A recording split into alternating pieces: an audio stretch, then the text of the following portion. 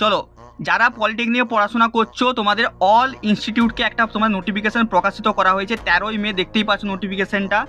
লেখা আছে all institute conducting 3 years full time diploma course and engineering and technology hereby informed that 4th and 6th semester theoretical and sessional examination which are previously scheduled to begin on 20th May 2026 have been postponed. মানে 20 তারিখ তোমাদের যে এক্সামিনেশনটা হওয়ার কথা ছিল সেটা postponed করা হয়েছে।